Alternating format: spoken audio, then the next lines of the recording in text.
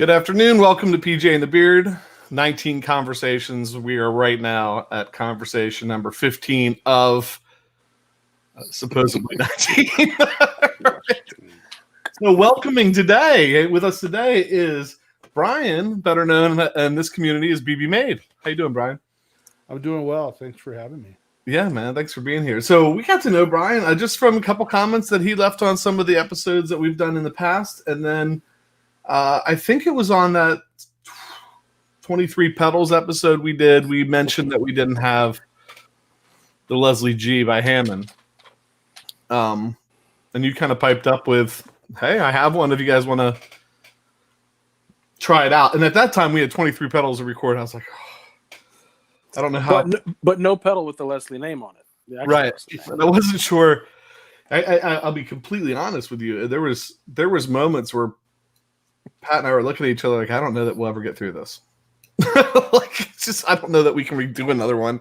And then we kind of hit a stride with it or whatever. And it worked out that we were able to reach out to you. You sent the pedal. Yeah.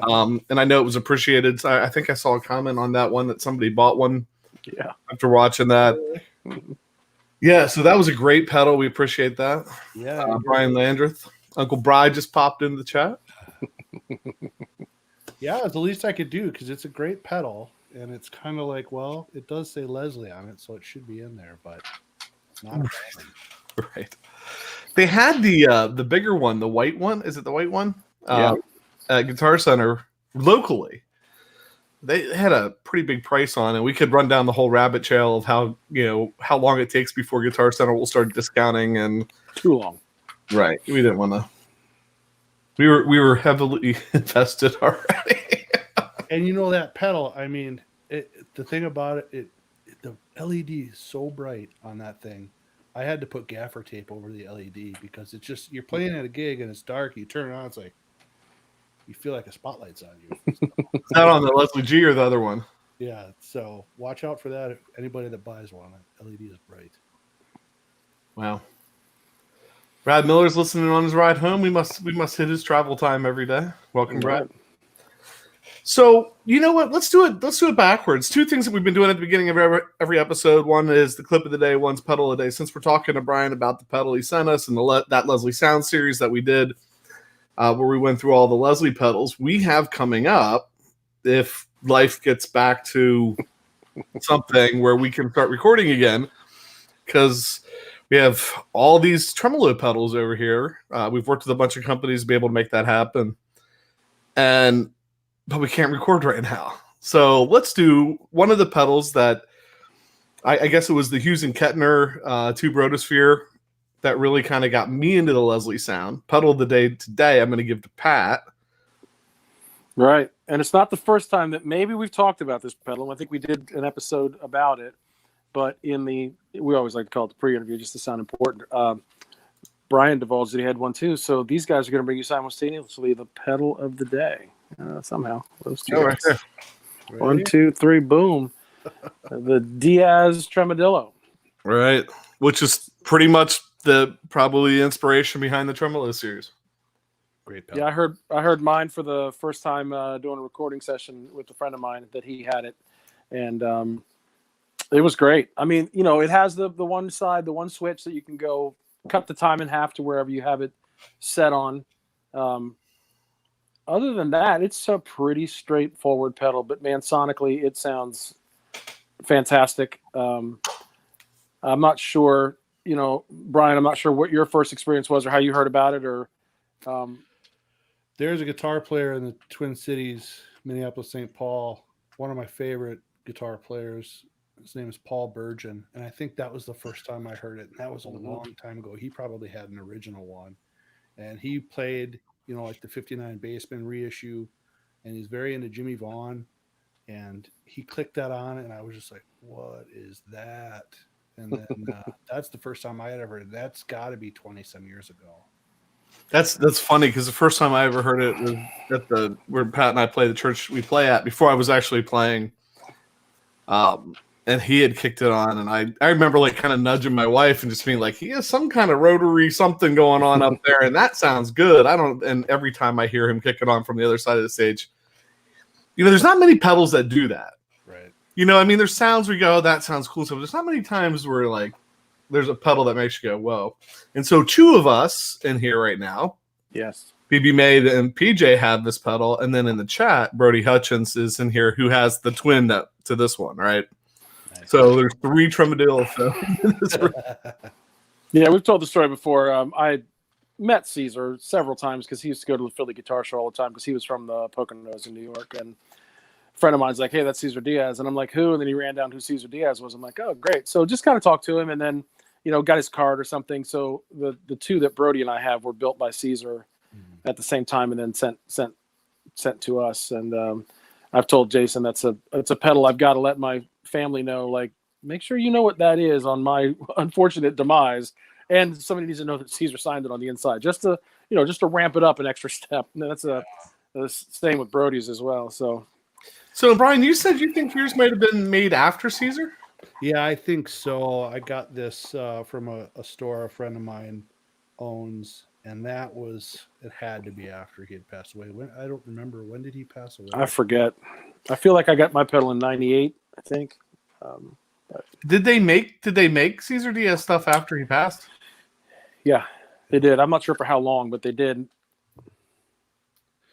Yeah, I would say it had to have been probably late 90s, maybe 2000. I don't remember when I got it, but I bought it new from the store, and it's just, it's the best tremolo that I've tried. It's really, really good. Well, and then that's why you get the mythical, not only the mythical legend behind the pedal, but then the mythical prices that show up on Reverb. So, right, yeah, see original ones, they're expensive. Right. When we talk about the Tremolo series and this being one of the gold standards, that kind of hunt, like, I mean, it's not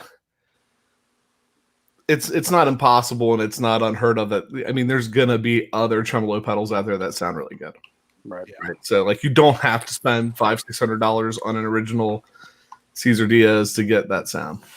I mean, if you like that effect, a lot of pedals sound really good. I don't know what it is about the Diaz that puts it above the rest for me, but I've got some of the cheap, inexpensive pedals too. And if I'm just going to throw on a board and go to rehearsal, I think it's the Dan Electro. I forget the name of their tremolo, but the CEO or tremolo, there's a lot of good ones out there. Yeah, it's funny because in getting ready for this series, DLSFX, who's going to be on the show Friday, Dave from DLS, sent us his tremolo. And we had his rotor spin for the Leslie series. Pat put that on his board, took the Cesar Diaz off and put the DLS effects tremolo pedal on. And we were literally playing one week, and I thought, wow, that Diaz sounds great. And I realized it was in time. Mm-hmm. And the DLS effects has a tap tempo on it. And it took me a couple minutes, and I realized, wait a second, that's not the Cesar Diaz. That's which speaks volumes right there. Like, yeah, right and that was a really good rotary in your series. Is it DLS? Yeah, audio. That was a really good sounding rotary pedal. The first time I ever heard a rotary was the Rotosphere years ago. That tube Rotosphere, and my buddy was playing it in a band, and he plays in a blues band, and he turned it on, and I was just like, "What is that?" And this is a long time ago. And I said, "Man, if you ever want to sell that, let me know." And 6 months later, he said, "Hey, are you still interested?" I was like, "Yep." But it just got to be unwieldy on the board. It's so big, and it was like a 12-volt supply or something like that. So I ended up selling it and getting the Leslie pedal that I have now. So Brian Andrews said down in the chat, wouldn't it be odd if the Celocopter sounds? And I don't know if he didn't finish that thought, but I know that on what was it, on the pedal show, they had the Celocopter. They were going on and on about this tremolo pedal on whose board was that? that was on Brian Landreth's board. The third Landreth. Yes. And Uncle Bry, Sonny Landreth, and yes, the almost Mount Rushmore of Landreths. Brian, Sonny, and Oh my gosh, that's terrible. But they The were younger one. It's a Moore pedal, right? Yeah, it's like $40 or $50. Yeah, we might have to add that one. Ooh. Yeah, Because they used it on one of theirs, and I think that was after they heard Landreth, Joey Landreth. Thank you. Yeah.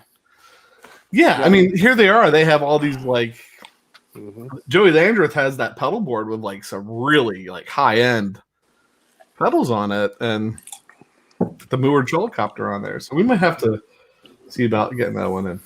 Yeah, Moore sent us one for the Leslie. Maybe we can strong arm them to give us one for the tremolo. I don't know. I mean, nothing. Strong arm them by send them an email and say, "Hey, would you please?" You guys are influencers, so you can push your weight around a little bit and get a freebie here or there, right? Right. Well, yeah. Until that pedal show does it, right? I mean, once you got your pedal on there, who cares about anybody else? Right. So, I don't know if that's a good transition to the clip of the day. So for that DLS tremolo, stay tuned for Friday. There's a little teaser. Tune in on Friday because we'll go over it probably in pretty great detail with Dave and talk about its features because it's definitely feature laden. It made it really interesting for me, but I'll save all of that for two things. One, he's got the pedal, I don't, and then we'll talk to the guy that built it on Friday. So, and he's actually sent me some stuff. There's a jumper in there. He has a new owner's manual for it or something, and there's a jumper in there that can be changed and makes it more of a sine wave versus a triangle wave or something like that. And I forget exactly. I hadn't dived into it because I was like, we're going to talk to him on Friday. So I'm just going to wait and find that out. So let's jump into the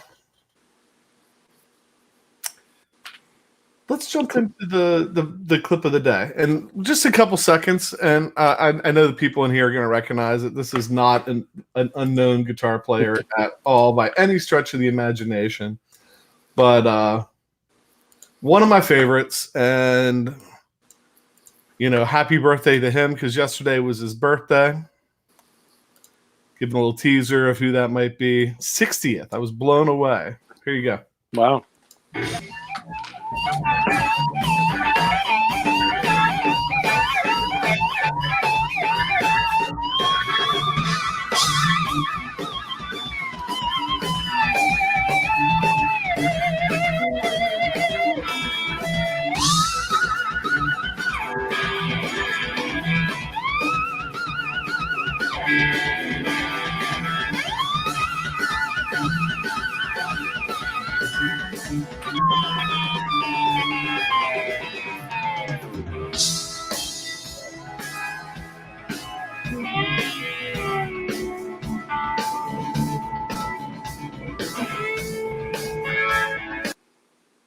It's hard to turn that off, when you get to that. I was going to say that went a little longer than 30 seconds, but I understand why. So him and Matt Apt founding Government Mule years ago. I was a really huge Government Mule fan right from the beginning, and have, I think, kind of like every live show they ever did on CD from the first show up until like Deepest End after Alan Woody died, before up through that whole process of picking the next bass player, and back to that 3-piece days of Government Mule. I just loved them. It's like your favorite guitar player and favorite drummer in the same band, and then when Alan Woody was there, my gosh. Right, where's my mule? So, Warren go ahead, Brian. Just sorry about that. No, you're man. Go. Just one of the great guitar players, and tone just from some other world. I saw a Government Mule years ago, and just phenomenal. I have his old instructional video too, and there's just moments on that instructional video where you're like, what? I'm just going to put this down and forget it. Right. So tasteful. Yeah, those are moments I like to describe as you go from a guitar player to a guitar owner when you're watching someone like that play. Yeah. But Layla's Guitar Daddy came to the party right in time when the band was playing, so welcome in to the program. And Slim Picks Jax is from Las Vegas. Las Vegas. Yeah, that's a new name for me. Welcome, man. Very nice. Yeah, so, I mean, happy 60th birthday to Warren Haynes. like I was surprised. I didn't think I wouldn't have figured him for 60, but All right. I've probably been listening to Government Mule longer than I care to recall. You may be older than you'd like to think, so Right. I know I am. I guess we were in our 20s when we were running around and going to concerts and stuff. Not there anymore. Oh my gosh. Well, all right, great. So let's get into some other stuff, Brian. What do you want to go, Brian? Do you want to show some guitars? Do you want to do? Talk pedals, guitars. Anything. It was funny in the email when I was like, "Oh, do you know what you'd want to talk about? Because I don't know if I'm that interesting." And you're like, "Guitars." That'll work. We could talk about guitars. We were thinking about talking about organic gardening, but hydroponic farms. Yeah, I don't know. I've got a few guitars around me. I got a pile of pedals. I mean, it don't matter to me. Let's do it. So while you're doing that, Brian Landreth just popped in and said, Warren, would it be great if you only played guitar, but his singing and writing are just as good? And then Jack the Rabbit just popped in. So, hey, Jack the Rabbit. All right. Those shout outs done. Yeah, he's a great singer. Great singer. So you have one you want to start with? What's your favorite? What's number one axe when you go out? I'm always interested, especially a guy that knows how to do repair, knows how to build, teaches that stuff. When you go out and gig, what's your favorite, I guess? You want to put him in the center square of the Hollywood Squares? Yeah. Thanks for Oh, hi. How you doing? This one has been my go-to for a long time. It is a Benedict Groove Master, which I just love that name. And Roger Benedict started the company, I don't know when, probably sometime in the 80s. And he taught guitar building the year I was a student in the program that I now teach in. And so this was built by Bill Hager, who took over for Roger, because Roger taught for 1 year and then passed away the following year unexpectedly. Oh, wow. So this guitar has been, the go-to for, I think I got it in 96 probably. I think it was 96 when I got this. And there's a fist bump mark in there, and Seymour Duncan Antiquity pickups, volume and tone. But this is to a point now where it's too important to take to a show, and I don't really like the idea of having it at a show, because if something happened to it or if it got stolen, I would be pretty devastated. So I got... That's interesting, Brian, that when you first pulled that out, I almost thought that was one of the new Fender. So that's pretty forward thinking. It has that Fender Strat look with the hollow body in, and Fender didn't do a hollow body Strat like that until just recently, right? Yeah. Eric Johnson. Roger started, he would build them out of spruce. And so a lot of the early Groove Masters were spruce. So you have a semi-hollow and spruce, and they weigh like, 5 or 6 pounds. And so Bill's still making them, and they're just great guitars. I actually have 2 Benedicts. And then I got this to hopefully take its place. And this is just a road-worn Fender Strat that somebody had oversprayed in gold and tried to relic. So I love that, because I tend not to modify guitars. Anything that would be a permanent modification, I don't like to do. But as soon as somebody else does it, well, then it's fair game. So I did... I wound these pickups, and then I did a 3-way switch with a push-pull. Let me see if I can remember this. So it turns the middle pickup off. So I always thought, like, on a Stratocaster, just a bridge pickup is too bright, too shrill. And so 90% of the time when I play a Strat, I'm either parallel with middle and bridge or parallel with neck and middle. So I just put it to be that. So when the push-pull is down, the middle's on. So if I'm in position 1, it's parallel bridge and middle. In position 3, it's parallel neck and middle. And in the middle, all 3 pickups are on. And then you cut the coil, and then you can have just the bridge by itself, just the neck by itself, or bridge and neck. So cool. It's been kind of fun to play around with that. You said that's a Fender was originally a Fender Road Worn. Yep, road worn, and those are nitro lacquers. So if you wanted to do something like this and spray over the top of it, you can get the new lacquer to melt in. So I mean, if this guitar got stolen, not that I want that to happen, but I wouldn't be heartbroken because I'd go get another one and I would just do this to it. But I can't replace I can't replace the Benedict. So interestingly, I stopped in.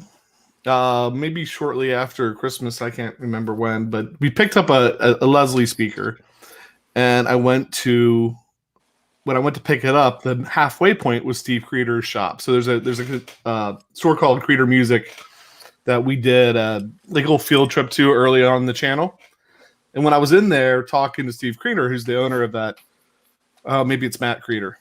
Steve was his brother. It's Matt Creeder, right? Steve was his brother that passed away. Old blues, long story. Anyway. Watch that video. But Matt, he was talking about like his regular gigging guitar, and he pulls out a Fender Road Worn Strat and just starts going nuts, talking about how great these guitars were, like especially the early ones, like the earlier you can find it. And he's like, they're real sleepers, but they're really great. Everyone I've had my hands on, this is my main guitar now. And he has like an old Les Paul and a bunch of other guitars. He owns a music shop, for crying out loud. But yeah, so I've probably played, probably a dozen different road worn Strats. I mean, I'm a Stratocaster. That's my guitar. I'm a Stratocaster guy, and I've probably played a dozen of those over the years. And every time I've picked one up, I've thought, God, these necks are just great. They nail that feel that I love. And so I saw that one come up on Reverb and I thought, oh, it's gold. I'm a sucker for gold too. It's like gold. Solid gold. So I saw that and I was like, ooh, that could be one. And I don't, I like a P90 in the bridge position on a Strat. I don't really like a Strat bridge pickup. So I may end up routing it for a P90 and winding a P90, but I've been pretty happy with it so far. Yeah, so that answers Brian Lander's question. He was asking what that P90 was like back in the bridge. So is it just a little softer than just like the regular, warmer? I mean, these are all the Duncan Antiquities, and it works really well when you are parallel. It sounds great. Like I said, I do most of my playing in either the 2 or 4 position on a 5-way. But when you want to just like get people's attention and flip it to that bridge pickup, it sounds phenomenal. And it just has a great attack, and it's not shrill the way a bridge pickup can be on a Stratocaster. So I don't know, I got some flickering going on. That's interesting. Those guitars that you pick up and you play and you're like, they stick with you. I went down to there's another music shop called Links in Hanover, and went down there. Oh, this is probably 2 years ago, and they have a lot of Strats. And I sat there for like an hour, 45 minutes, playing all these different Strats. But the one that the only one I remember playing that day was a used Fender Road Worn Strat that was like in the back. I've even gone back and looked at their website to see if maybe it was still hanging there. Forgotten about it. They are absolute sleepers. And there's one that just popped up on Reverb. It's a Sunburst one with maple fingerboard, and I was like, oh.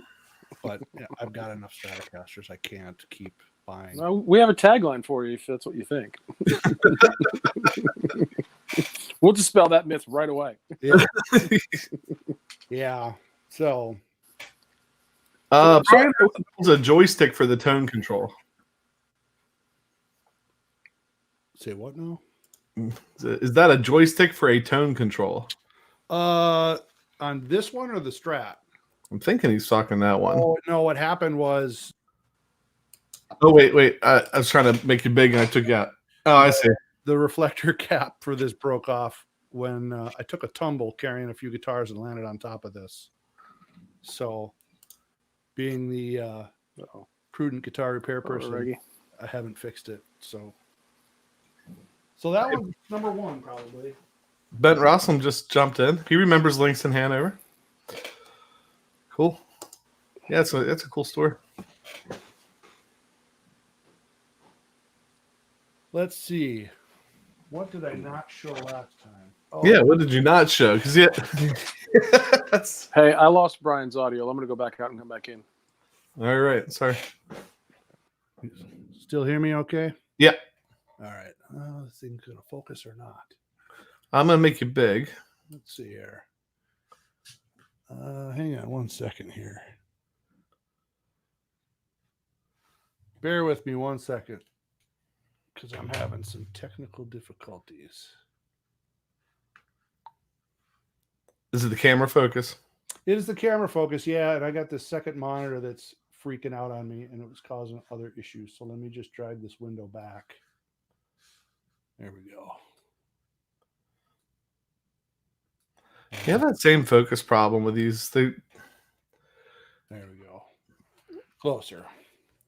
So this is a guitar that I made a long time ago. I think 2002, maybe 2003. And quilt top. Otherwise, auto color adjusting here. Sorry. Yeah, you're fine with that. That made it look. Shouldn't mess with anything. Well, PJ had problems with the sound, and he bounced out. He's coming back in. It's all right. Technical difficulties happen. Yep. So this one is a quilt maple top, mahogany body, black back, and a little sunburst around the Ooh, headstock. Getting nerdy with the finishing. that looks nice. Thank you. And this one has Duncan Oh, there it is. 59s.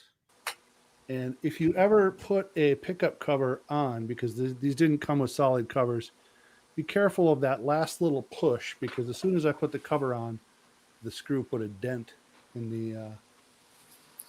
the cover. So lesson learned. The first one went on fine, and the second one needed a little extra push, and then it dented it. But this just has one volume, one tone, 3-way switch up here. So it's just kind of a Fender Gibson got together one night and made some bad decisions. This is kind of what I was going for. That's my favorite setup: the volume tone and a 3-way toggle Yep. on a humbucker guitar. Lawler, no, this one has the Duncan 59s. Yeah. Normally I use Lawlers, but this was before I started doing OEM with Lawler. So That is, that's gorgeous. Pat, were you in here when he showed the back of that net? I could see it. I just couldn't hear him. So it was very loud when he flipped it over because it was awesome. That neck, yeah. Yeah, Mm-hmm. that's beautiful. it's like when you just don't know when to stop lost it. spraying finish. You just keep doing goofy stuff. But then I did I don't think that's goofy at all. I love that. I was kind of thinking about the old Silvertones and Ks and stuff. Yeah, I inlaid a little piece of white binding and put the 12th fret in reverse. So if it's dark, you don't get too lost. And That's these Duncan 59 sound good. now does that block have a block going through, like a block going through the center of it? No, this is kind of like a thin line. It's just hollowed out right around that F hole. Okay. Nowadays, I have some other chambers that I'll cut just to lighten it up, because sometimes, it just can get heavy. Even with like African mahogany, it can get a little heavy. And so I do like the chamber. I don't really worry about what it does for tone and go down that rabbit hole right away. But yeah, the Gibson 335 is why my guitars have 2 F holes. And I remember Dan Earlywine came to where I work one year, and he was looking at the first one of these that I made, and I had made it out of spruce, kind of in homage to Roger. And he was like, "Oh, look at that!" I'm like, "Yeah, it's kind of like I really love 335s." And he's like, "Oh, that's not what this is." And I was like, "Well, I know that, Dan, but oh no, that's not what you have here." And I'm like, "I know." So It's like the look of the 2 F hole. right, 2 F holes. It's the only thing it really has in common. But I've always loved 335s, and so with the Benedicts having 1 F hole, I decided I had to have 2. So that's the deal with that one. This is an older one, though. I see in the chat, while you're switching guitars, I see in the chat, Brian Landreth was asking if you've ever used Seymour Duncan Fat Cat. whenever you. I have not. I've, as a player before I started building, most of my guitars had some variation of Seymour Duncan's, cool rails, hot rails, the staggered Strat pickups. But I have not tried those before. And once I started doing OEM with Lawlers, it's like everything I've had from Lawler sounds so amazing. It's like, done. That's what I'm going to use. Because I'm very much into the, the vintage inspired stuff. I don't play or use active pickups or anything like that. And I don't really like high gain pickups either. But if I was making it for somebody, I'd use whatever they want. Right. Jason, real quick, Brian, real quick. So the PRS that Ray Santana has, were those Lawlers? Was that the? They were. Oh they my gosh, were. I just forgot the name. Charlie Christians. Charlie Christians. Yeah. Makes one of the best of those. I am not about modding guitars, like you were saying. Like my friend Brody said, I wanted them to be like the creator intended them, and I thought it was especially sacrilegious that he changed out some pickups on a PRS. I couldn't put it down. I mean, it was a hollow body, a little bit like the one Jason showed yesterday, with Lawler Charlie Christians in it, and it was magical. I walked away feeling like everything I believed in my life was false. It's one of those things to talk about. Like I said, those moments that stick with you. You pick up a guitar and like all of a sudden you never forget that one. It was one of those moments. Like that experience pops up all the time. That's in the Ray. I don't think we got that moment in the interview, but that was that night we were over at Ray's house and we did those videos, that field trip to Ray's house. Nice. That's a story I won't tell tomorrow with Brian Ewald, so I figured I'd get it out today. So what's going on? So you pulled another one off the wall. Sorry, yeah, this one. I think they're having a cooking show. Yeah. Brian Landreth said, "bbmade Lawler, are we related?" I don't know what that means, but if you dig Lawlers, then probably. This one. Ooh, man, see, I love the fact that everything you're pulling off the wall has F holes. That's fantastic. Yeah, everything I make has F holes. Right now I have two guitars I'm making that are solid body. One's a T style, one's an S style. And it's like, oh my God, this is so much easier because I spend a lot of time. I cut these out on my F holes on a scroll saw, and I end up spending so much time cutting and shaping them to their exact final appearance. It's kind of silly, and there are better and faster ways to do it, but I still do it by hand. So this one is kind of a Dakota red sort of color, double bound. This is an alder. Oh, nice. Maple neck, rosewood fingerboard. Do a lot with rosewood, Indian rosewood in particular. So, what's the back of the neck maple? But it looks like it has some nice. Yeah, it's curly maple, and a lot of people don't. Oops, I'm messing with technology again. A lot of people will say don't use flame maple for necks and things like that, and a lot of the necks now that I do will have carbon fiber in addition to a truss rod. But I've really never had an issue with any of the figured maple that I have. It's a matter of having a nice straight grain piece, and for me, when I'm picking through lumber, finding enough grains per inch. If you look at the end grain of the neck and it only has 3 grains, I wouldn't use that. I don't think it's going to be stable enough. But if it's got a dozen or more, then it's probably fine in my experience. And bird's eye maple will have like 20 or 30 grains per inch, and it's just rock solid. So I'm not afraid to use it. I love bird's eye as well. Yeah, that's nice. So I like that. I like the whole look of that. The way you got the pick guard cut out, the F holes. Yeah, it's like I kind of laugh when I did the pick guard because it's so small. It's not really guarding anything. You still scratch up your guitar, but I thought it came out pretty cool. And these have just the Lawler, standard Lawler Telecaster pickups. I forget which specific set I used. And it's a little thinner than Telecaster. It's about 1.5 inches thick, which is more like a SG or a dual sonic. So it's a little thinner, which I don't know if I like or not. But it's nice and light. Sounds great. Yeah. So wrong with Lawlers. I'll get the dates wrong on this, but you started teaching, and maybe you can talk a little bit about that. But started teaching at the local college, so you teach guitar building or repair and all that. Mm-hmm. So you're not building as much as you used to, or maybe as much as you want to. Probably, I would say not as much as I want to. It's kind of a great irony that most of my professional time is spent teaching guitar repair and teaching guitar building, and so the guitars that I'm building are usually part of classes that I'm doing. And we're hoping, I mean, obviously the world is completely upside down right now. I was really hoping to sell the house that we're in now and kind of finally set up that dream shop that I've always wanted. And at that point, then I'd like to start building more. But the thing is, with building guitars, I mean, I have my absolute dream job. There's no question about that. It's like, don't tell them, but it's like, I can't believe they pay me to do this. And They might not be much longer. So I know.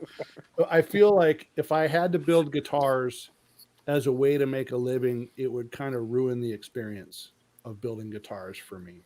So Right.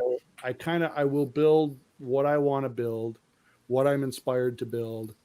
And sometimes I sell them, and most of the time I keep them, unfortunately.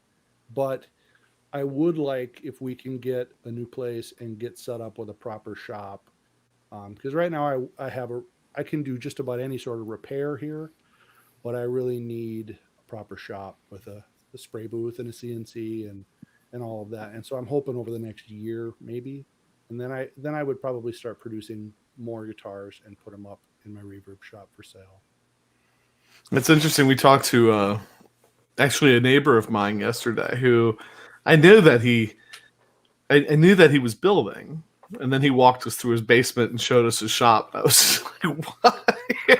Like, wow, that was quite an operation. Didn't realize, because I kind of pictured him sitting at his workbench, building a guitar, and didn't realize the amount of maybe tools and things that really go into that. Like, I mean, that's not. There's a lot you can do with hand tools, obviously, but it's as far as streamlining the process and finding what works best for an individual. Because there's so many different ways to go about making a guitar, and people will, I think, waste time and energy debating what's the right way or the wrong way. And you can talk to a dozen guitar builders and ask them any one step, and you'll get a dozen different answers, and they're all right. It's the end result that matters, not how you really get there. Right. But part of my background is heavy in finishing too. So I get people asking, "Hey, would you do this finish for me?" It's like, maybe once I have my own place, then where I can do spraying, I might do sprays, finishes for people or not. We'll see. But fingers crossed that the world comes back to some sort of new normal and we can proceed with what we're trying to do. Because I desperately want that dream shop where I can do everything I'm capable of doing in one location. Right. We'll see. Because, I mean, I guess you have at the school where you're teaching this, you have access to that stuff. But then there's like, how much, I guess, can you use that for kind of your own personal pleasure first? Well, they go by what's called past practice. And on the one hand, I can teach people guitar building. The school isn't going to pay for the materials and isn't going to pay for the parts. And so, I'm spending all of the money on the materials and the parts. And so as part of my class, it's not an issue. But to just all of a sudden start going up on the weekends and making guitars and selling them, no, I wouldn't want to do that. Even if I could, I just wouldn't feel right about that. But when people say, "Hey, will you put this finish on the guitar for me?" It's like, no, because I'm not going to take it to the school and do it. So try to be mindful and respectful of that. But it's just, especially when it's your dream job, right. I'm not going to jeopardize that. But right. More than anything, it's just a time thing because I have so many hobbies and interests and obsessions, and I get, tunnel vision on, I'm going to work on amps this week. And so there's just not enough time in the day. So it's time mainly. You should do the electronics thing too, right? Yeah.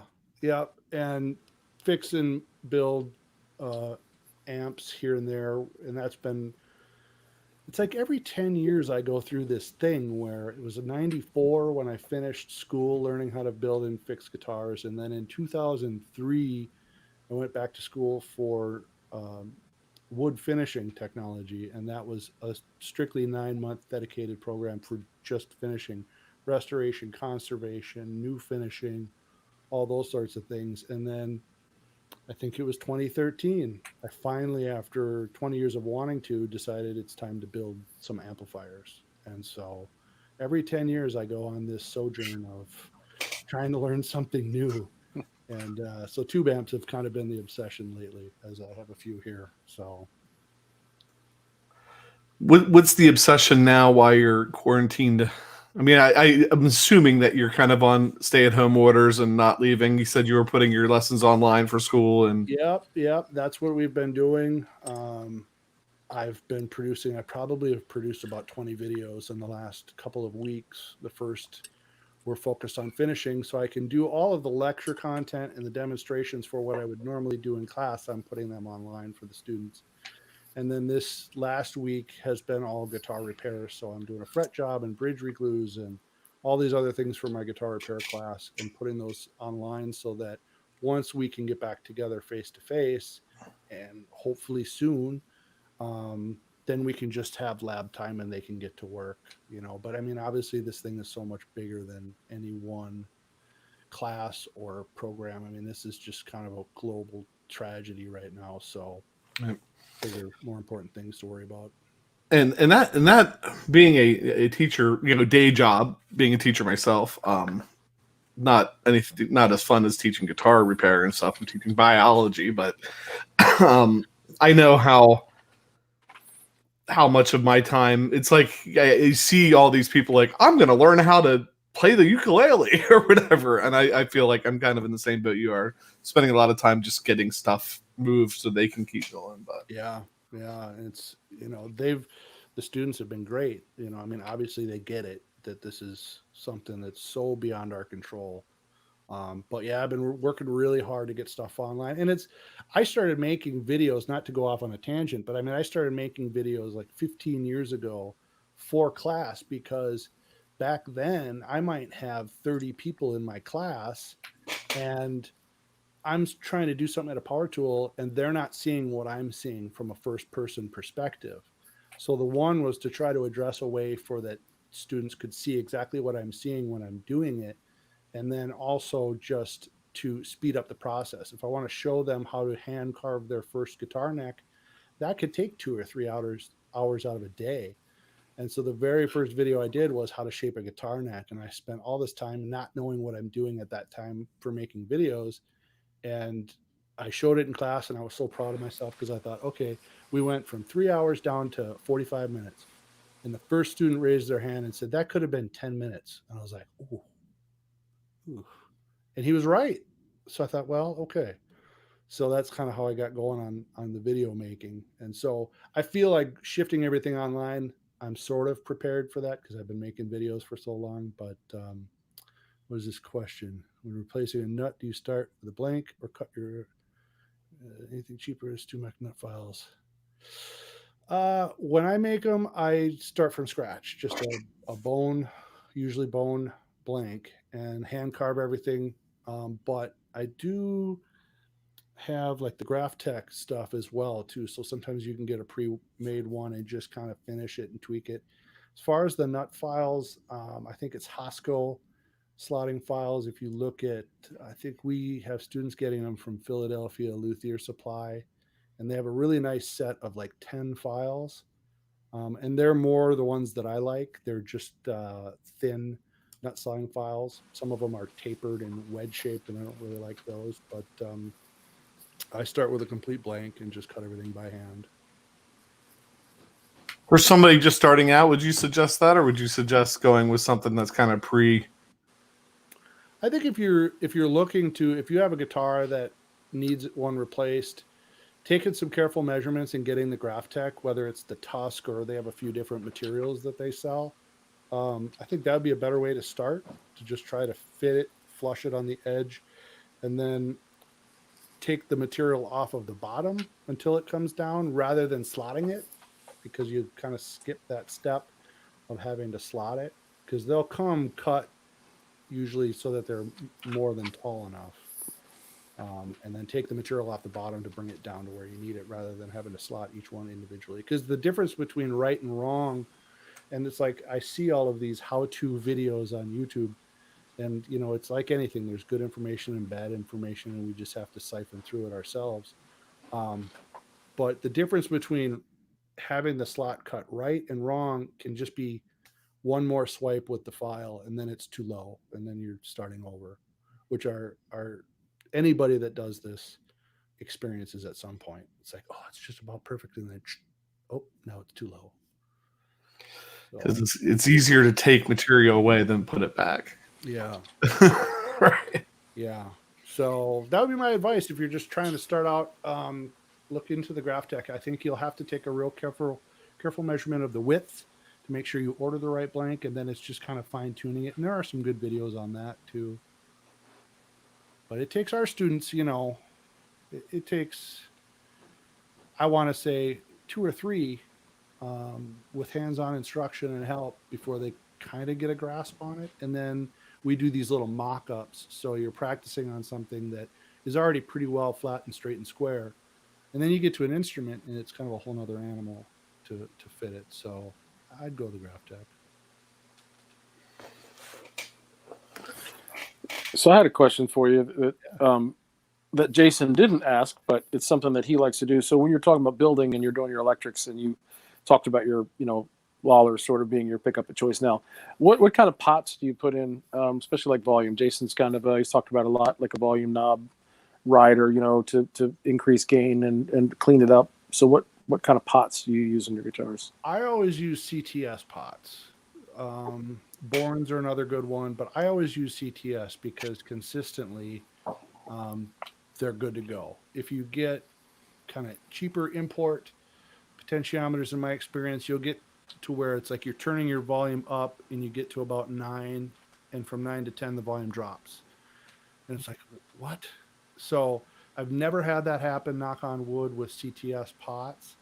So for the single coils, I always use 250K, and for humbuckers, I always use 500K. I like the high pass filter or high pass mod that you can do on a volume control, where you're just stringing a capacitor between lug 1 and 2 along with a resistor, so that when you start to turn your volume down, it retains the clarity and all of most of the frequencies that you would normally have. If you don't have one of those little mods on there, as soon as you turn down your volume a little bit, the high frequencies disappear first because they're off to ground, and you're not getting all of the frequencies that the guitar is producing.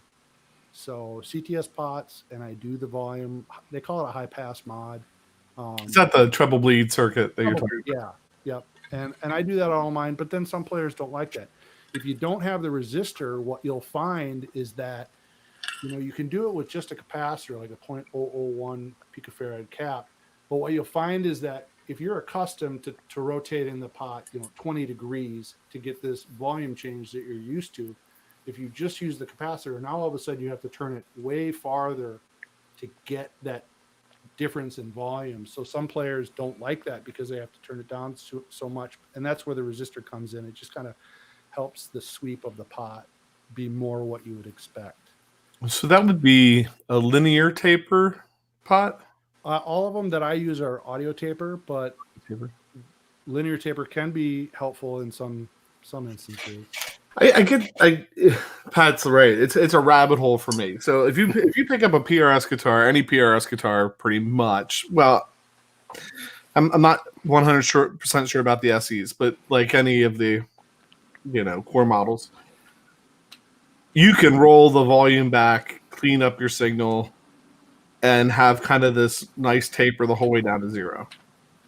Then you pick up a Les Paul, you get that like from 0 to 3 where nothing happens, and then you get kind of everything all at one time, and then the whole way up doesn't change that much. So it's a rabbit hole for me because I will change a volume pot, and if it doesn't do that like the PRS pot does it, and CTS I know I have worked for that, but I don't know. Well, and it would not surprise me if Paul Reed Smith had them made specifically for them to a specific spec. So, you'll have a typical potentiometer value that's plus or minus 10% or plus or minus 20%.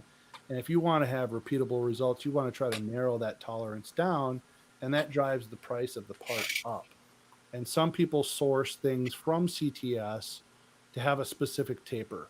And so that might be what you like, that specific taper. Otherwise, you're just buying, 1,000 potentiometers and putting them in a guitar. And, if you don't measure them to see what they are and what that sweep is like, you'll get variations like that. But it wouldn't surprise me if Paul Reed Smith eliminated those variables. I've just thought maybe from now on I'll just spend the extra money to buy the Paul Reed Smith font. But Brian had a question here that you could probably answer. Spray vintage tint clear nitro over poly finished bodies, lake placid blue body that I wanted to get that old blue green. You're not going to get a specific bond where the nitro melts into the poly, so you'd have to sand the body, and I would guess with something like 320 grit to sand it, rough it up so you get a mechanical bond. Some people will experience the nitro going on a poly and then it crawls around and crackles and does all sorts of funky things because it has nothing to bite into. So if you sand it, then you could probably spray that on nice and thin, and then over time it's going to wear off and you'll start to see the blue coming back under where the yellow starts to wear off. So yeah, you have to get a mechanical bond though by sanding it. He had another question. Is there a way to use vintage Strat tuners on a neck that came with Fender locking tuners? They maybe. I think there are adapter bushings. So with a modern tuning machine, I think it's a 3/8 hole typically, and on the older vintage style Fenders, it's smaller, and they sell bushings that will fit the 3/8 hole, but be smaller inside diameter, go around the post of the tuning machine. So there may be, I would look to StuMac or All Parts, and there's probably some other companies that people are accustomed to using, but those would be my first two stops looking for those. And I don't know. That would be the first thing I look for. I'm thinking of adapters that work with some of the older Gibson styles, and whether that would work with Fenders or not, I'm not sure, but that would be the main thing. That hole size is different. Mm-hmm.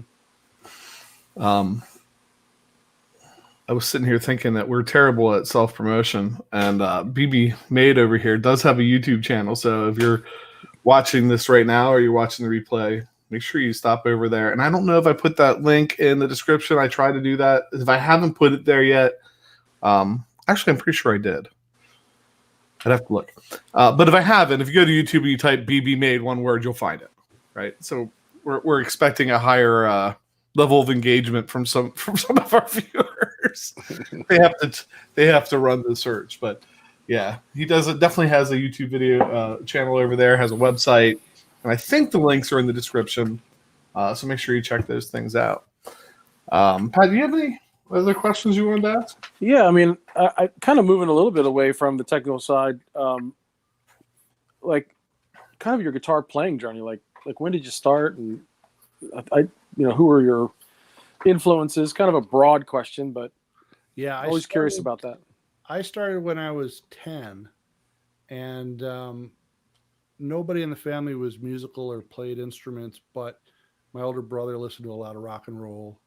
And so well before I ever started playing guitar, you were hearing Zeppelin and AC/DC and Queen and all this classic, rock and roll music. And then get the Columbia House membership where you get a dozen cassettes. And which, how many of us still owe money to Columbia House for that? We don't I think the limitation is past the statute of limitations. So yeah, this could be a confessional. Yep. And so then my mom out of nowhere started playing guitar and got me a guitar, and it was cheap 10 cents acoustic guitar at a garage sale. Showed me how to read a chord chart, and just started doing it. And once she saw that, okay, he's serious and we should get him a real guitar and get him some lessons. And that's what I did for a few years, from 10 to probably 13, taking lessons. And then 13, started playing with my buddies in a band. And it was like our hometown had some good players, and super spoiled to be 13 and playing with this drummer who was a year older than me, but phenomenal. Zeppelin was his favorite band, and he was just ripping the Bonham stuff. So after that, then I just kind of quit doing the lessons and obsessed about guitar playing from probably 13 until I got a driver's license, and then I was distracted. Serious about the guitar playing, but yeah, and so I went from rock and roll and getting more into blues, and I think it's that way for a lot of people, where Stevie Ray Vaughan was a conduit to seeing what came before him and getting into that. And then went through an acoustic phase where I was doing a lot of acoustic guitar. But, just that rock and roll and blues is kind of where I'm comfortable. All right. At some point, you realize your driving skills could get you from gig to gig and practice to practice. You could throw stuff in the car. Yeah. And, it's like during the time frame that I have not been in a band, I'll go long stretches without ever playing guitar. And that's weird to me. And so it's part of why I like YouTube, is like just seeing the streams, and the camaraderie on here reminds me of when I was a kid, and me and all my buddies, that's all we did. Guitar all day long.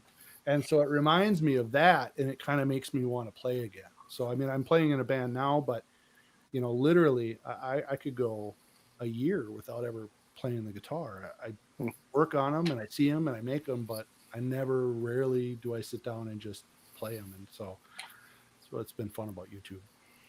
Yeah, that when I just remember being in college, like, let's get a grill going, everybody bring your acoustic guitars over, or let's, hang out in somebody's basement and have a big jam night. And absolutely. Yeah.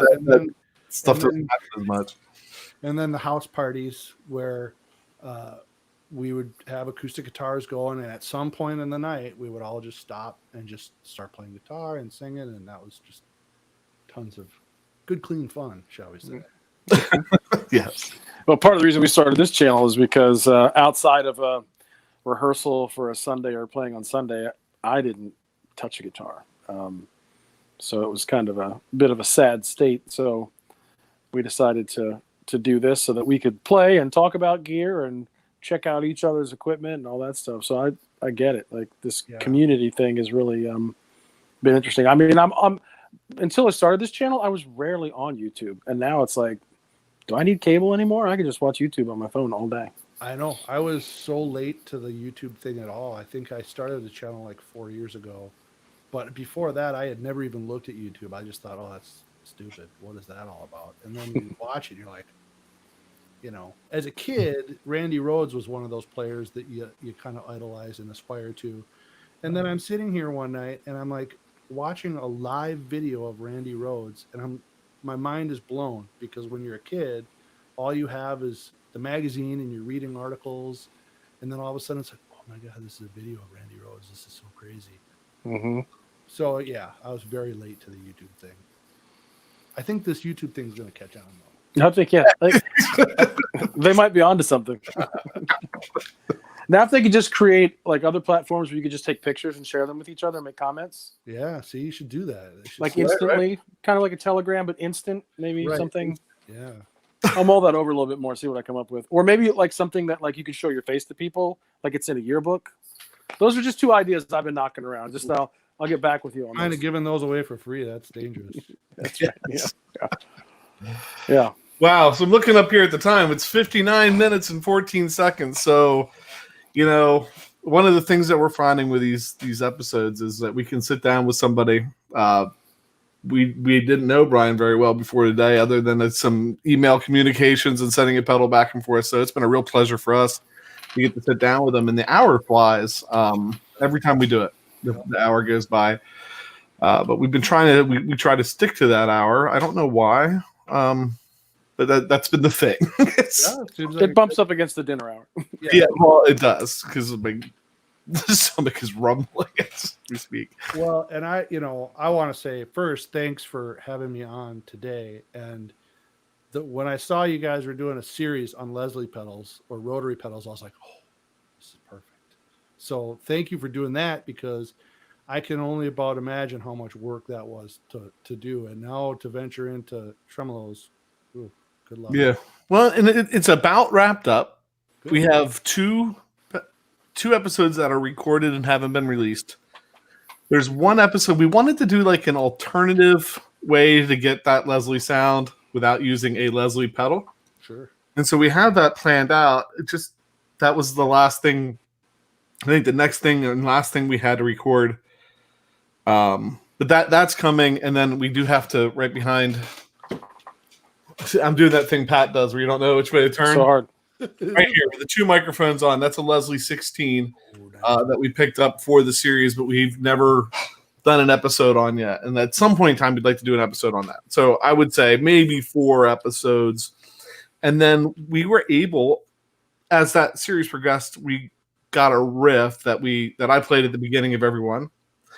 So we've compiled all of those into one video, time marked it with links to each video and to that.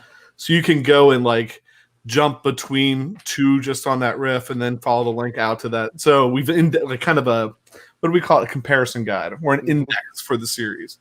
So the series, and that's done. That's about ready to be released. So the series is like almost finished.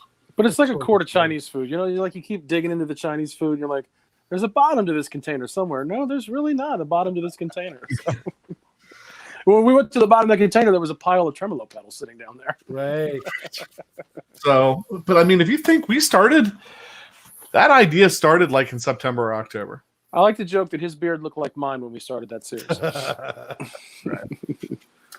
So anyway, that's we won't get down that rabbit hole. If you're still hanging out with us, and we appreciate that. If you haven't subscribed to the channel, please do. Like I said, go over to bbmade's channel, subscribe to that. This has been fantastic to hang out with.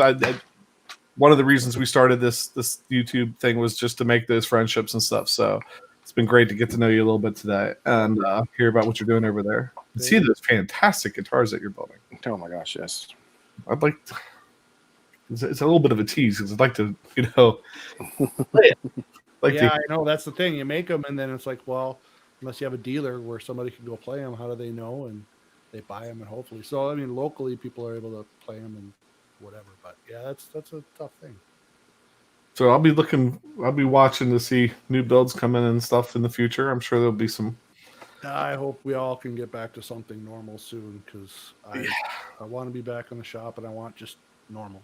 That's what I want. I'll never take for granted walking into my classroom again. Yes. And I'm also not going to take for granted being sequestered with my wife for the next month. This has been an interesting experience. Yep. We can get through it without getting sick. So. Yeah, exactly. All right. I think, PJ, anything else? Just that this is my prop for tomorrow. Ooh. Jason and I have never made it a secret for our affinity for PRS guitars, and tomorrow we have Brian Ewald coming on the show, their official demo player. Awesome. So looking forward to talking to him and try not to be too much of a fanboy. I drank coffee out of a PRS mug today, and I've got like a PRS lanyard over here. I'm like, I'm going to try to wear, something that I'm just like, hey, remember that time you worked for PRS? Get all Chris Farley on him. But that was awesome. Remember that? So, that's always my goal in an interview, and sometimes I do a little better than other times. But yeah, so tune in tomorrow. But thanks again to Brian. Even if it's virtually, it's nice to put face to the name and actually have a conversation. And we do appreciate his support of the channel and sending that Leslie pedal. And those are amazing guitars. It's probably better that we don't live closer together. But thanks for coming on today. Being agreeable to do it, and again, go subscribe to his channel if you haven't. So, thanks, I guess with that, right, Jason, we're to that point. We're at that point. I'm PJ on behalf of the Beard, which that's easier to point to. Reminding you, no matter what you hear, you never have too much gear. You heard that, right, Brian? You can never have too many strats or pedals or amps or any gear. Insert in there. Amen. All right. See you all. See you.